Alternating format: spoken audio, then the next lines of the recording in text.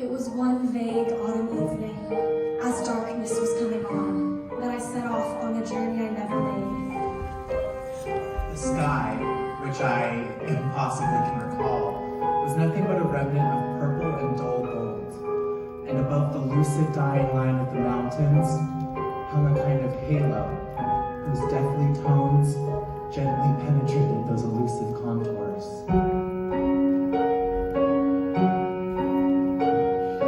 On the other side of the ship, the ocean lay trembling as far as the sad eastern horizon, where darkness hovered like a heat haze, casting night shadows on the dark, liquid lying on the farthest edge of the sea. The sea, I remember, had shadowy overturns mingled with faint flickering lights, and it was all as mysterious as a sad thought, in a moment of joy, prophesying what I do not know.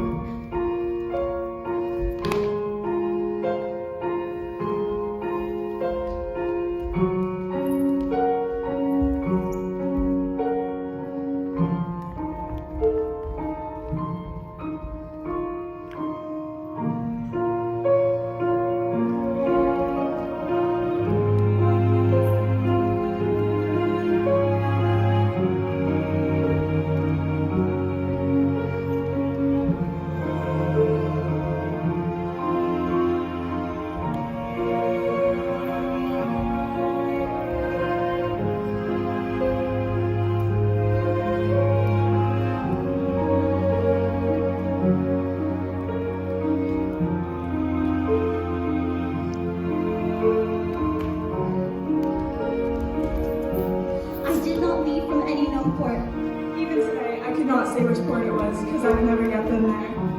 Besides, the original purpose of my journey was to go in search of non-existent ports that were merely entry points, forgotten estuaries, straits between incomprehensibly unreal cities. On hearing this, you will doubtless judge my words to be absurd, but then, you've never traveled as I have.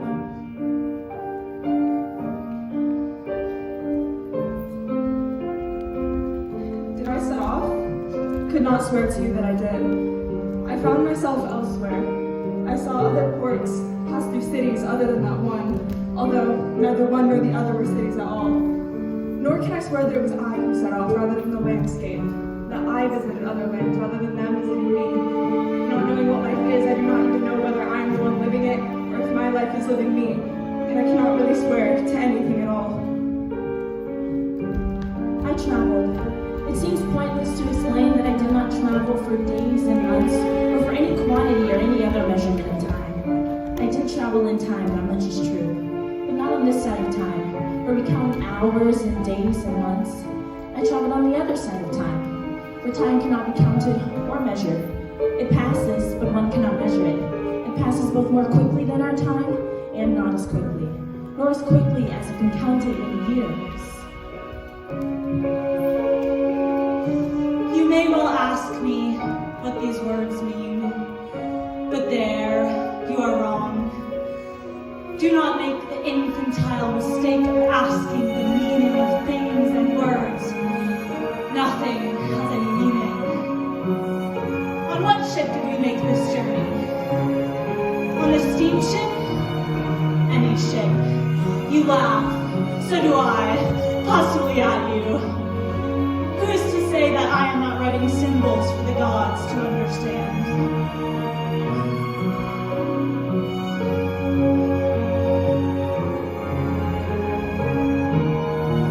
But why am I telling you this? Because it's absurd to be telling you this, given that I said I would speak to you of my journeys.